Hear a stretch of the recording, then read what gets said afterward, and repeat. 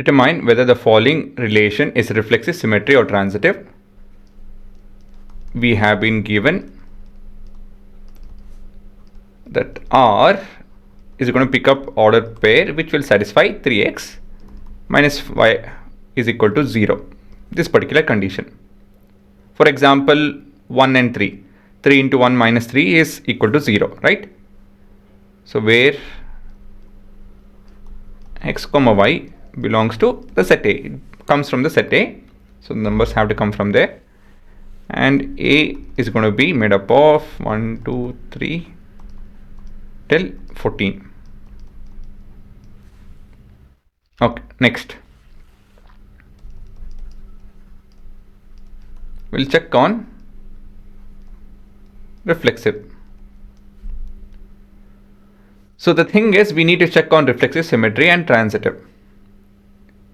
So it's very clear that if I pick up any number, for example 1, 3 into 1 minus 1 is not equal to 0, right? So with this we can tell that it is not reflexive. So what I am trying to make the point over here is, what I am trying to tell is, if we have an example or if we have a situation which is not satisfied by the given condition, given equation or any kind of condition, we can come to a conclusion that it is not reflexive, and we can write the proof by giving that example. Let me explain it by writing it. So we'll consider one that belongs to our set A, right? 3 into 1 minus 1 is not clearly equal to 0. Okay. So from this, what can I infer? I can infer that, I can infer that 1 comma 1 will not belong to R. Hence, R is not reflexive. Right? Next. Check on symmetric. So if you guys want to think of numbers and then write it over here, we can do that. Like for example, for x is equal to 1, y is equal to 3 and 1 comma 3, both of them belong to the set A. Agree? These two numbers, they belong to set A. So with this, what can I tell? Therefore, 1 comma 3 belongs to R. For symmetry, what is symmetry? If we have A and B, B and A should be there, right? So we need the first condition. We need a particular set of values which belongs to a relation. So we found that. You guys can directly do this, but I'm just keeping it systematic so that we don't miss anything. And in a complicated scenario, you guys understand how to represent the answer. Now, so the continuation would be, consider an order pair 3 comma 1. So when we substitute, what happens over here?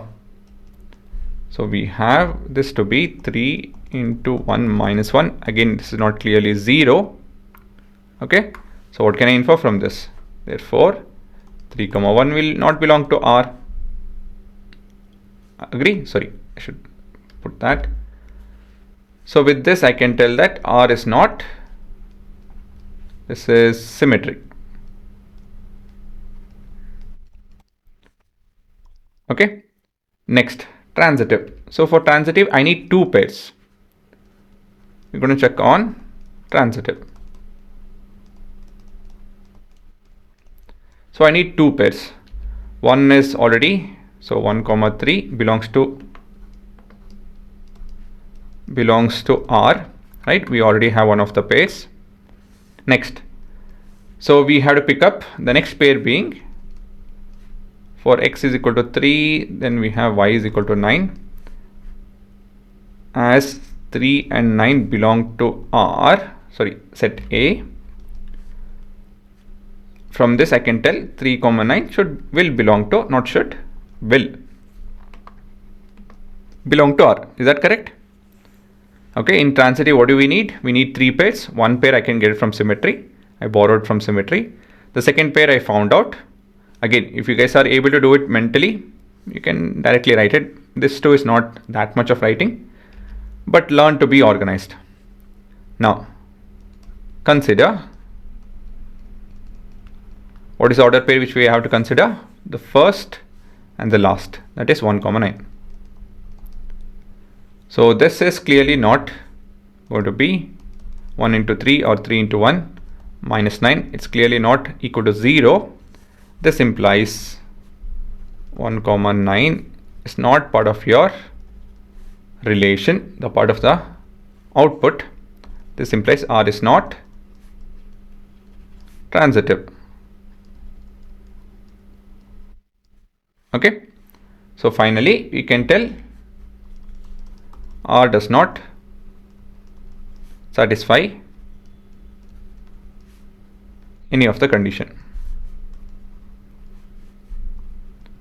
However you guys want to conclude, that's okay. This is a much shorter statement than writing all the three. So the main funda over here is that we have to pick up from all of this is give an example to prove something is wrong. That's all. That's the main funda. If you have to prove something is right, that's a different process. We have to make use of variables. If you have to prove something is wrong, just pick up an example, right? So let me give the funda over here. Give an example to prove it wrong. That's the funda. Okay, so that's the takeaway. If not, everything else is kind of simple, and you can reduce the writing in time, not an issue. But now, for now, write all of it so that you guys know what exactly has to be written.